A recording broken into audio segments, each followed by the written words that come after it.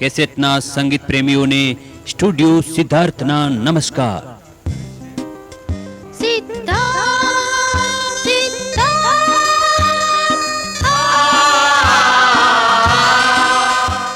હશે એનું ઘર વસે. મારાય લગ્ન થયા છે. મારે પણ બહુ મજાની રૂડી રૂપાળી પત્ની છે.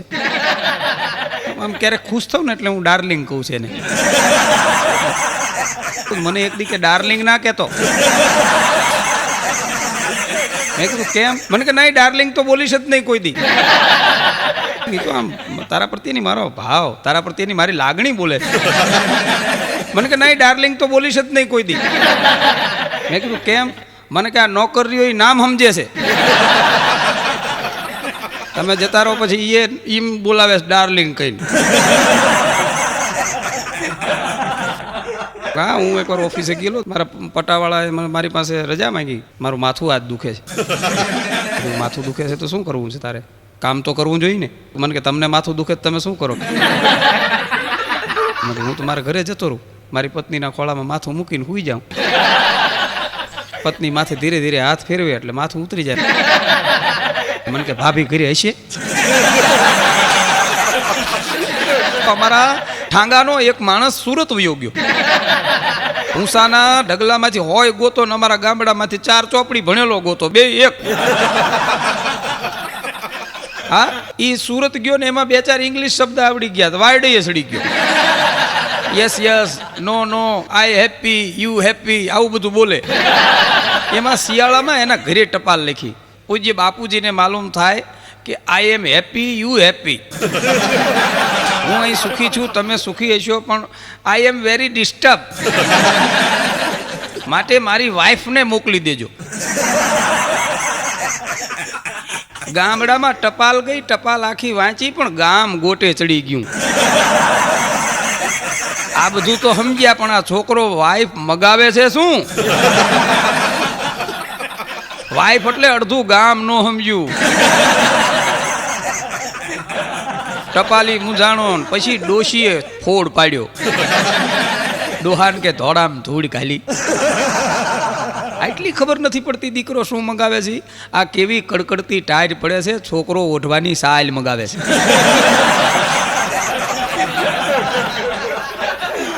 બાપાને થયું હા ટાઈટ છે, સાલ મગાવતો હોય, કાઢ પટારામાંથી.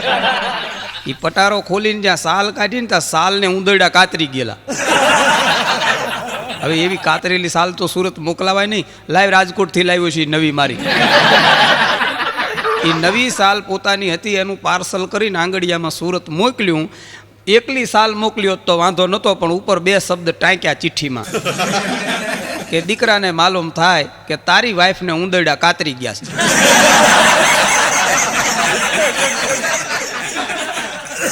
એટલે મારી વાઈફ નવી નકોર મોકલું છું, એનાથી રેડવું.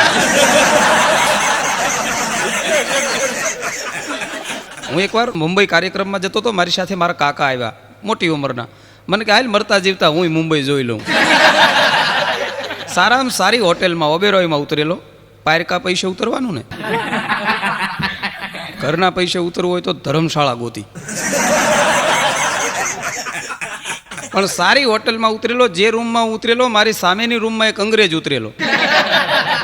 હવે સવારે મારા કાકાને છાપું વાંચવાની ટેવ અંગ્રેજોને તો હોય જ. આ બાજુથી અંગ્રેજ છાપું લઈને નીકળે, આ બાજુથી મારા કાકા, બંને ટેરેસમાં છાપું વાંચતા હોય. હવે અંગ્રેજો તો શિષ્ટાચારી હોય. મારા કાકા સામે જોઈ મરકીને દાંત કાઢીને પેલો અંગ્રેજ કે હેલો, ગુડ મોર્નિંગ. મારા કાકા કે છગન મૂળજી. પણ રોજ સવારે ડખો થાય. આમથી અંગ્રેજ બહાર આવે, આમથી મારા કાકા બહાર આવે. અંગ્રેજ કે હેલો, ગુડ મોર્નિંગ. મારા કાકા લાંબા રાગે જવા દે, છગન મૂળજી. હું સાંભળી ગયો. મેં કીધું કાકો તો ડખો કરે છે. મેં કીધું કાકા બાફો છો? મને કે શાનું? મેં કીધું આ ધોળિયો રહ્યો ને ભૂરિયો, એ તમને એની ભાષામાં ગુડ મોર્નિંગ કે છે, એનો મતલબ થાય સુપ્રભાત. તમારી સવાર સુખમય નીવડો. શું લાગ્યા છો સગન મૂળજી? મારા કાકા કે મારી જાણે ભૂખ, મને એમ કે ધોળિયો નામ પૂછે છે. મેં કીધું રોજ સવારે નામ પૂછે? હવે ધ્યાન રાખજો. પણ બીજેથી મોટો ડખો થયો. આમથી અંગ્રેજ બહાર આવ્યો, આમથી મારા કાકા બહાર આવ્યા. અંગ્રેજ બોલે નહીં પહેલાં મારા કાકાએ ઝીક્યું, હેલો ગુડ મોર્નિંગ. બોલ્યો અંગ્રેજ, બોલ્યો છગન મૂલજી. અંગ્રેજને ભૂલવાડી દીધું. એને એમ થયું કે ઇન્ડિયામાં ગુડ મોર્નિંગનું છગન મૂળજી થતું હશે. મારા ગામમાં એક બાપા પોપૈયાના ઝાડ ઉપર ચડી ગયા. એટલે આખું ગામ ભેગું થઈ ગયું, બાપા કેમ પોપૈયે ચડ્યા છો? પડશો તો દવાખાને લઈ જવા પડશે. બાપો ઉપર રહ્યો કે દવાખાનેથી આવીને તો પોપૈયે ચડ્યો છો. પેલા દવાખાનેથી આવીને કેમ પોપૈયે ચડ્યા?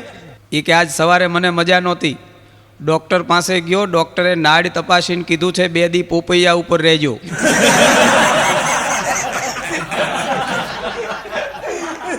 એલા ખાવાનું કીધું તું, માથે ચડી જવાનું નહીં.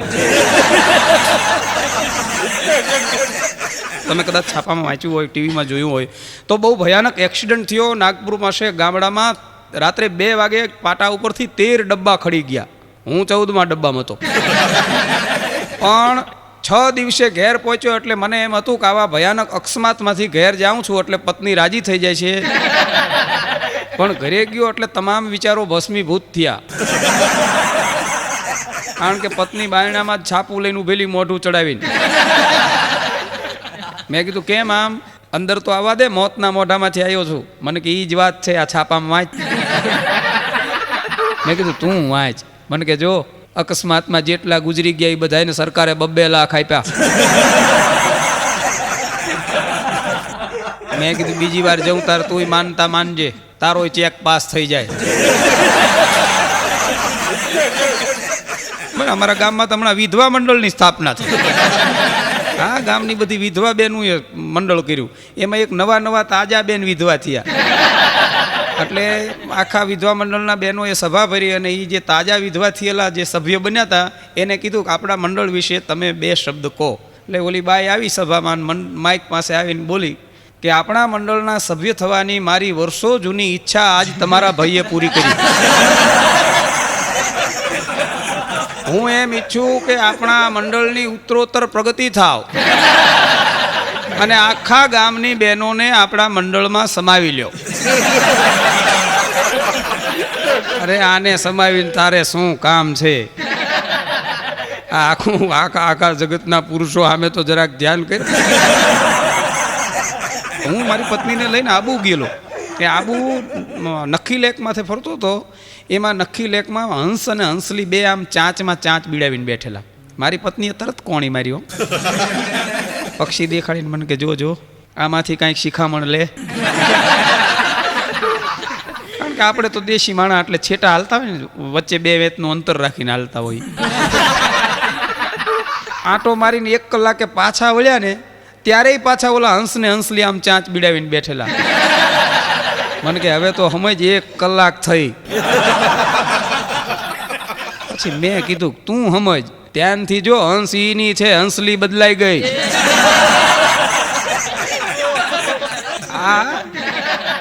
મેં એકવાર દાંપત્ય જીવનને મને એક ભાઈ પૂછ્યું, મને કે દાંપત્ય જીવન એટલે મેં સ્કૂટર સાથે સરખાવ્યું. મેં કીધું દાંપત્ય જીવન છે ને એ સ્કૂટરના 2 વ્હીલ જેવું છે. તે એક જણ ઓડિયન્સમાંથી બોલ્યો, મને કે એમાં સ્પેર વ્હીલ હોય. એક પત્નીમાં ગળગળા થઈ જાય છે, તું સ્પેર વ્હીલની ક્યાં માંડસ? હા, પણ ઘણી વાર ઘણા હોય મજબૂત મનના. અમારા ગામમાં એક કાકા 3જી વાર પરણ્યા, 3જા કાકી લઈ આવ્યા. માતાજીના મઢે પગે લાગવા જાય ને છેડાછેડી છોડવા માટે, એ માતાજીના મઢે કાકો ને કાકી પગે લાગતા. તમે કાકીએ આંખ ઉગાડ જોયું ત્યાં સામે 2 ગોખલા. એક ગોખલામાં માતાજીના ફળા અને બીજા ગોખલામાં 2 ચૂંદડી, એક લાલ ને બીજી લીલી. કાકીએ તરત કાકાને કીધું આમાં તો માતાજી આ ગોખલામાં, પણ આ બીજા ગોખલામાં ચૂંદડી છે નહીં. કાકો ઠાવકું મોટું રાખીને કે તારા પેલા 2 હતી ને એની યાદગીરી છે. એકને લાલ કલર ગમતો તો એની લાલ, બીજીને લીલો ગમતો તો એની લીલી. તને કયો કલર ગમે છે? તો કાકીએ માથાની ફરેલી હો. એ કે રાખો રાખો, હવે અહીં ચૂંદડીની જગ્યાએ ટોપિયું ટીંગાય છે, ટોપિયું.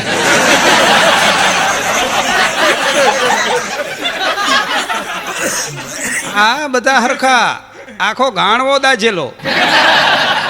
હા, મારા પાડોશમાં એક મારા દીકરો, એના બાપુજી ગુજરી ગયેલા, શ્રાદ્ધ નાખે, ભાદરવામાં શ્રાદ્ધ આવે ને, આમ શ્રાદ્ધ નાખતો તો કાગવાસ, પણ કાગડો ન આવે.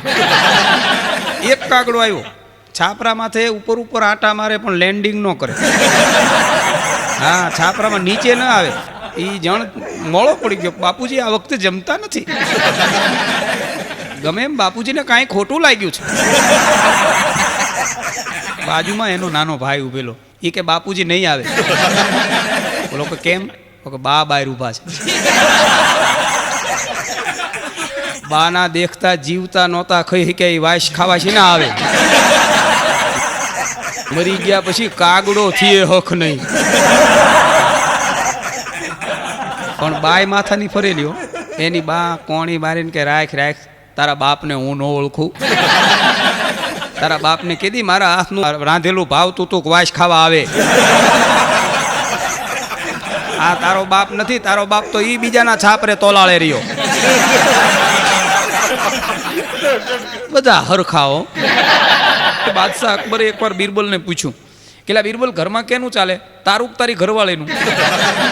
બિરબલ હું જાણો. બિરબલ કે બાદશાહ ખુદાવિન જી કે અમાન શાહ પરવરદિગારે આલમ, આવું કોઈ ના પૂછાય. તમને પૂછીશ ને ઘરમાં તમારું હાલે કે મહારાણી જોધાબાઈનું, તમે જવાબ નહીં દઈ શકો. પણ આ તો દિલ્હીનો હાકેમ, જવાબ તો દેવો પડે. બિરબલે વિચાર કર્યો, એકલા શું કામ દુઃખી થાઉં? બાદશાહ ખુદાવિન દીએ કે અમાન શાહ પરવરદિગારે આલમ, એક કામ કરો, દિલ્હીના ચાંદની ચોકમાં ઢોલ વગડાવો અને જગત આખાના પુરુષની નાયત ભેગી કરો ને પછી પૂછો ઘરમાં કેનું હાલે. ઈ ચાંદની ચોકમાં ઢોલ વાગ્યો, ધ્રીજબાંગ ધ્રીજબાંગ, રડીબાંગ રડીબાંગ, રડીબાંગ રડીબાંગ, રડીબાંગ, અને જગત આખાના પુરુષની નાયત ભેગી થઈ. કોઈ ધોતિયાવાળાને, કોઈ પેરણવાળાને, કોઈ બંડીવાળાને, કોઈ ટોપીવાળાને, કોઈ કોટવાળાને, કોઈ ચંપલવાળાને, કોઈ બૂટવાળાને, કોઈ મૂછીવાળાને, કોઈ ડામર રોડ. અમુક તો જગામગા ટકા કરાવીને આવેલા, પણ બધા પુરુષો. લાલ લુગડાનું નામ નહીં. બાદશાહે એક બાજુ સફરજનનો ઢગલો કર્યો, એક બાજુ રાખ્યા ઘોડા, અને પછી જાહેરાત કરી કે જેના ઘરમાં એની પત્નીનું ચલણ હોય, જેના ઘરમાં એની વાઈફનું ચલણ હોય, એને આ સફરજનના ઢગલામાંથી એક સફરજન લઈ લેવું, શરમાવું નહીં. એ જેના ઘરમાં મૂછાળા મર્દનું હાલતું હોય ને, એને બાદશાહ તરફથી એક ઘોડો ઇનામ આપવામાં આવશે. હવે આખું મારા તમારા જેવું ટોળું ઉભેલું ને, એમાં એક મારા જેવો ડાયો, મારા જેવો સમજણો આગળ ઉભેલો, આવા આગળ જ હોય. એને વિચાર કર્યો, ઘોડો લેવાય નહીં, ઘોડો લઈ તો પછી ઘરે જવાય નહીં, તો સફરજન લીધું, એકને બણકાવ્યા, બીજો સફરજન, ત્રીજો સફરજન. આખો સફરજનનો ઢગલોય ખાલી થઈ ગયો ને માણસાનું ટોળું ખાલી થઈ ગયું. પણ એક સફરજન વધ્યું, એક માણસ વધ્યો. લીંબુની ફાટ જેવી આંખ્યું, ઢાલવા છાતી, મર્દનું ફાડ્યો, અલ મસ્તાન આદમીને આખું દિલ્હી સફરજન લઈ ગયું. એક ઘોડો લેવા રોકાણો, એનો પાવર કેટલો હોય? 460 વોલ્ટેજ. બાદશાહ ક્યાં છે? બાદશાહ કા રહ્યો. ઘોડા ક્યાં છે? બાદશાહ કા રહ્યા ઘોડા. કાળો ઘોડો લાવો. એ કાળો ઘોડો ને કાળો પોશાક ઉપડ્યો, બાગડતા બાગડતા બાગડતા સીધો ઘરે જાય. આખી દિલ્હી ફર્યો, પણ વતાવ્યો ન થાય. કોઈ બોલાવે, જય માતાજી ભાઈ, સફરજન. આખું દિલ્હી સફરજન. ભાઈડો ઘોડો આંજી ઘરે ગયો, બહારનું ખખડાવ્યું, ધર્મપત્નીએ દરવાજો ઉગાડ્યો, એટલે ઘોડા હોતો અંદર ગયો. એની પત્ની કા ચડ્યા ઘોડે હાલ્યા આવો છો? કાળો ઘોડો, કાળો પોશાક, બારવટે ચડ્યા હોય એમ કેની કોરથી? તને નહીં સમજાય. વેવલી બાદશાહ અકબરે ફરમાન કર્યું, જેના ઘરમાં એની પત્નીનું ચાલતું હોય એને ઇનામમાં સફરજન, અને જેના ઘરમાં મારા જેવા મર્દનું હાલે ને એને ઇનામમાં ઘોડો. ગાંડી આખું દિલ્હી સફરજન, તારો ભાઈડો ઘોડો. ત્યાં તો બાય પાવરમાં આવી ગઈ.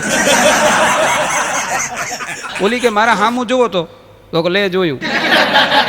તો કે હે સ્વામિનાથ, હું કાળી ધોળી. તો કે તું ધોળી. હે સ્વામિનાથ, દિવાળીમાંથી હમણાં આપણા ઘરમાં ઓઇલ પેન્ટ કલર કર્યો, એ કેવો, કાળો ધોળો? બોલ્યો કે ધોળો. હે સ્વામિનાથ, આપણા ચકુડિયા બે ચડી વગરના જે ફળિયામાં રમે છે એ કેવા, કાળા ધોળા? તો કે ધોળા. હે સ્વામિનાથ, મેં સાડી પહેરી એનો કલર કેવો, કાળો ધોળો? બોલ્યો કે ધોળો. અને પછી બાઈએ સણકો કર્યો કે હું ધોળી, છોકરા ધોળા, ઘર ધોળું, કપડા ધોળા, અને આવું કાળું ઘોડું લાવ્યો મૂર્ખા?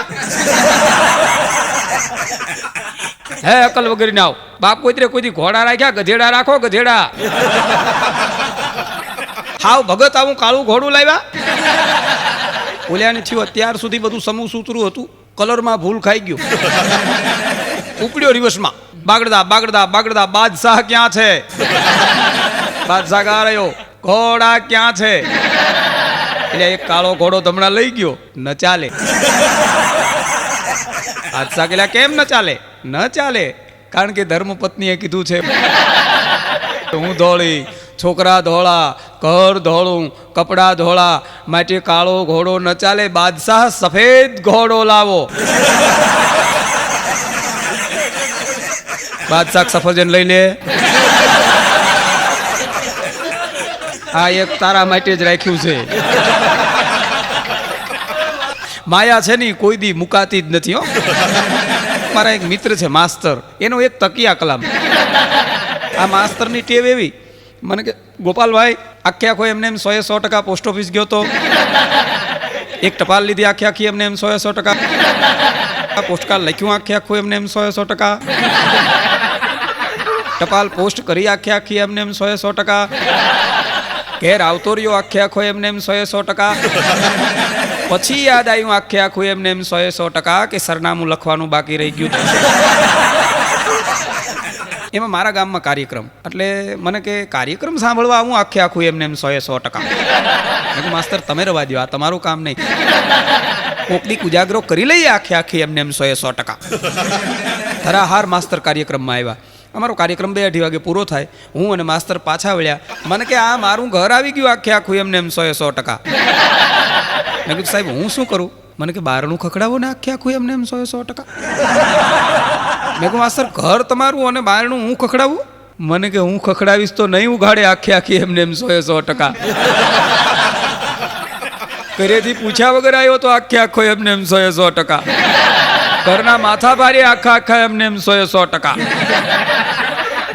મેં દરવાજો ખખડાવ્યો, એની ધર્મપત્નીએ દરવાજો ઉઘાડ્યો.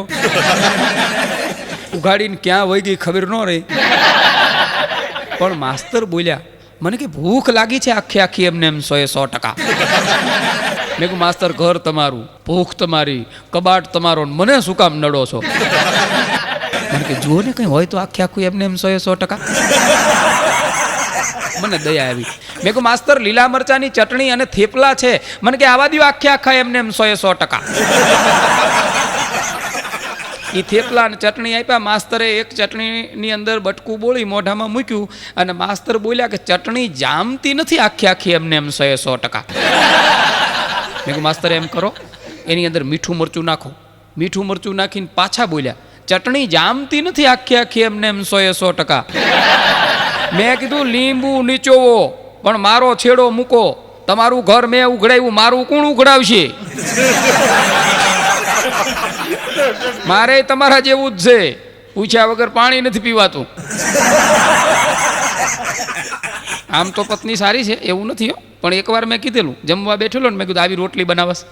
એ આવી રોટલી મારા ગળા હેઠે નથી ઉતરતી, કલાકાર છું, જરા સારી રોટલી બનાવતી જા મારી બા જેવી. મને કે તારી બા જેવી રોટલી ખાવી હોય ને તો તારા બાપુજી જેવો લોટ બાંધતા શીખી જા. હું ઘરેથી નીકળેલો, સાહેબ નીકળેલા સ્કૂલે જવા, પાછળથી મને જોઈ ગયા, સાદ પાડ્યો, એ ગોપાલભાઈ ઉભા રહ્યો, આખા એમને એમ 100%. મેં કીધું આખી રાત નડ્યા છે, નતારમાં અપશકન કરાવ્યા. મેં કીધું શું છે સાહેબ? હું કહેતો નતો ચટણી જામતી નથી આખી એમને એમ 100%. બારોટજી એ ચટણી નહોતી આખી એમને એમ 100%. મારી બેબીને હાથમાં મૂકવાની મહેંદી હતી આખી એમને. મોઢામાં કલર આવી ગયો આખો એમને એમ 100%. અમારા ગામમાં હમણાં એકવાર કથા કરાવેલા મહારાજ. એ કથા કરતા હતા, એમાં એક સામે એક જણ બેઠેલો, એ ભક્તિ રસની બહુ વાતું થઈને આવીને બાપજીના પગમાં લાકડી પડે ને એમ પડ્યો, બાપજી મને ભક્તિ લાગી. બાપજી કે તાત્કાલિક લાગી? ક્યાં લાગી? લમણે? તો કે આડો હાડ લાગી. ભક્તિ કરવા માંડ. તો કે એમ નહીં, કોક બળુકો દેવ દેખાડો. એટલે આ 33 કરોડ દેવતા છે. હિન્દુસ્તાનની વસ્તી છે 90 કરોડની, ભગવાન છે 33 કરોડ. 3 માણસ દીઠ એક ભગવાન થયા. આપણે ત્યાં ભગવાનનો તૂટો જ નથી. પણ ગમે એ કોક દેવને પકડી લે તો કે નહીં, કોક બળુકો દેવ દેખાડો. તો જગતમાં એક જ બળુકો દેવ છે, કૃષ્ણ સમો નહીં દેવતા. તો કે એનું સ્વરૂપ? તો સ્વરૂપ શાલિગ્રામ ભગવાન. એ ગોળ શાલિગ્રામ ભગવાનનો પથ્થર લઈને ઘરે આવ્યો, પિત્તળનું સિંહાસન, શાલિગ્રામ ભગવાનને પિત્તળના સિંહાસન માથે બેસાડી એની પત્નીને કે બળુકો દેવ છે, ભજવા માંડ, આની ભક્તિ કર્યા જેવી છે. એની પત્ની કે તમને લાગી છે, મને નથી લાગી. ન ચાલે. હિન્દુ નારીનો ધર્મ છે પતિના પગલે પગલે હાલવું, બેહી જા. ઓલી પત્નીને ધરાર બેહારી. 1-2 દિવસ ગયા, શાલિગ્રામ ભગવાનની 2 જણા આમ પૂજા કરે છે, આંખું બંધ, હાથમાં માળા. એમાં બન્યું એવું, શાલિગ્રામ ભગવાનને ઉંદરનું ઠેબું વાગ્યું. શાલિગ્રામ ભગવાન પિત્તળના સિંહાસનથી દળીને હેઠે પડ્યા. શાલિગ્રામને ઠેબું લાગવું અને ભગતની આંખ ઉઘડવી, લાકડી પડે ને એમ ભગત ઉંદરના પગમાં પડ્યા. ઓહો મારા નાથ, દરમાં હંતાણા હતા. હું તો બહાર ગોતતો હતો. સૌથી બળુકા દેવને ગલોટિયું ખવડાવી દીધું. જગતમાં એની પત્નીને કે આનાથી કોઈ મોટો દેવ નથી, ભજવા માંડ ઉંદર દેવ. 2-4 દી ઉંદર દેવ હાલ્યું. એમાં એક દી 2 ઉંદરની પૂજા કરતા હતા, વંડીએથી બિલાડો ઠેક્યો. તે ઉંદર દેવનું કરી ગયો ફરાળ. પણ લાકડી પડે ને એમ બિલાડાના પગમાં પડીને ભગત કે વંડીએથી ઠેક્યા મારા નાથ. પધારો પધારો પધારો. જગતમાં બિલાડા દેવથી બીજો કોઈ મોટો દેવ નથી. બિલાડા દેવ. 4-5 દી બિલાડા દેવની ભક્તિ કરી. એમાં બન્યું એવું, એક દી પૂજા કરવા બેઠેલા ને ડેલીનું બાયણું ઉઘાડું રહી ગયું. એમાં આવ્યો એક ડાઘ્યો કૂતર્યો. એક ડાવકારો કર્યો ને ત્યાં તો મીંદડો સીતારામ. પણ લાકડી પડે ને એમ ભગત કૂતરાના પગમાં પડ્યા. શેરીમાં રખડતા હતા ને હું બહાર ગોતતો હતો. પધારો પધારો મારા નાથ, પાટલા ઉપર બેહી જાઓ. એની બૈરી કે ખહુર્યું છે કે મનર્યું ખહલ્યું. જગતમાં આનાથી મોટો કોઈ દેવ નથી, ભજવા માંડ કૂતરા દેવ. અઠવાડિયું કૂતરા દેવ હાલ્યું. એકવાર ભગત ગયેલા કો હંધાવા. માતાજીએ રોટલા ઘડી અને ચૂલાની આગવણે ઊભા મૂકેલા. એમાં કૂતરા દેવ પછી તો ભગવાન કહેવાય ને. ભગવાન છૂટ્યા, સીધા રહોડામાં જઈને રોટલા લઈને બહાર નીકળ્યા. ભક્તાણીએ જોયું કે આ કૂતરા દેવ નીકળ્યા, પણ હવે કૂતરાને મરાય ભગવાનને, એટલે વિનંતી કરી, ભગવાન રોટલા મૂકી દો. એમ ભગવાન રોટલા મૂકે. ભગવાન તો ડેલીએ પોગ્યા. પછી બાય ખીજાણી કે લાતો કે દેવ કભી બાતો સે નહીં માનતે. આમ નજર કરીને ત્યાં લુગડા ધોવાનો ધોકો પડેલો ઉપાડીને ફળું લઈને વળગાડ્યો, કૂતરાની કેડ ભાંગી નાખી. પણ બન્યું એવું કે આમ કૂતરાને ધોકો મારવો ને ડેલીમાં ભગતનું દાખલ થવું, લાકડી પડે ને એમ પત્નીના પગમાં પડ્યા કે 20 વરાહનો ઘરવાહ પણ ઓળખી ન શક્યો. બેસી જાઓ, પાટલા ઉપર બેસી જાઓ. જગતમાં પત્ની દેવથી બીજો કોઈ મોટો દેવ નથી. ભજવા માંડ પત્ની દેવ. એની પત્ની કે ભલા માણસ, હિન્દુ ધર્મમાં પતિ દેવ હોય, કોઈ દી પત્ની દેવ નો હોય. પણ મિત્રો વાત હવે મજાની આવે છે. ભગવાન રોટલા ઘડતા હતા, ભગત બેઠા બેઠા ખાતા હતા. ભગતે જમતા જમતા ભગવાનને કીધું, ભગવાન આજે રસોઈ જરા મોળી બનાવી છે. ભગવાન ઉપર ખીજાવાય તો નહીં, મીઠું ન નાખ્યું એટલે. ભગવાન આજે શાકમાં પણ જરા નમક ઓછું છે. તોય ભગવાન કાંઈ ન બોલ્યા. એક દાળનો ઘૂંટિયો ભરીને કે ભગવાન આજ દાળ પણ જરા મોળી બનાવી છે. તોય ભગવાન કાંઈ ન બોલ્યા. હવે પુરુષનો સ્વભાવ છે, 2-3 વાર નમ્રતાથી બોલી શકે, પછી ખીજાણો એટલે ભગવાન નીકળી ગયું, બેરી ગુડાણી છો. ક્યારનો કહું છું આમાં મીઠું નથી નાખ્યું તોય કાંઈ બોલતી નથી. પછી એની પત્ની રહોડામાંથી બોલી કે એ રસોઈમાં મીઠું છે, તારામાં નથી. હું મીઠા વગરનો છો, ઘડીક કૂતર્યો ને ઘડીક બિલાડો ને ઘડીક ઊંધડ્યો ને સમજ્યા વગરનો લાગ્યો છો.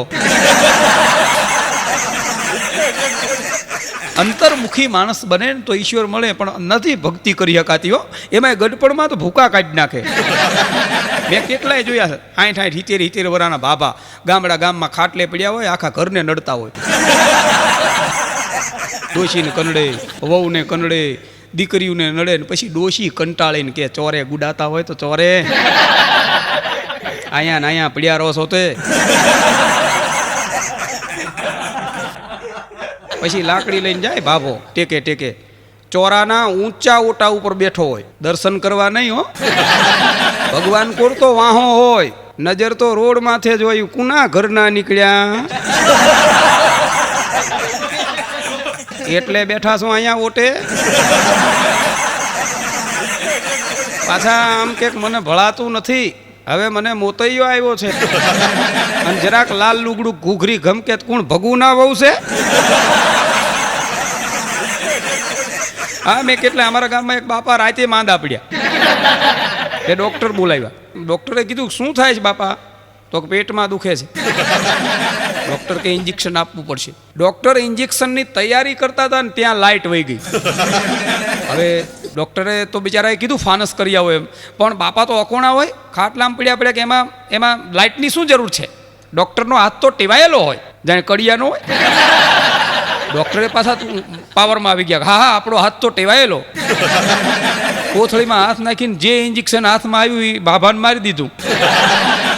ઇન્જેક્શન મારી ડૉક્ટર જતા રહ્યા. 10 મિનિટ પછી લાઇટ આવીને ત્યાં તો બાપા બળે સડી ગયેલા. લાલ ઘૂમ હો, ખાટલાની પાંગ તોડી નાખીને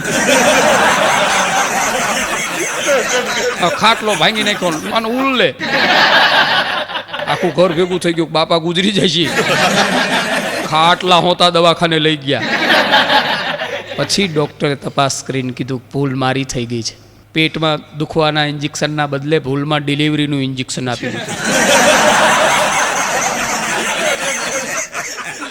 હા, હમણાં એક ઠેકાણે લગ્નમાં ગયેલો ને, લગ્નની અંદર સપ્તપદી આવે ને એટલે ગોર મહારાજે કીધું કન્યાને કે હાથમાં પાણી લઈ અને બોલ બેટા પતિના પગલે પગલે ચાલીસ. ત્યાં તો વરમાળા તોડીને બાઈ ઊભી થઈ ગયો. નથી પરણ્યું.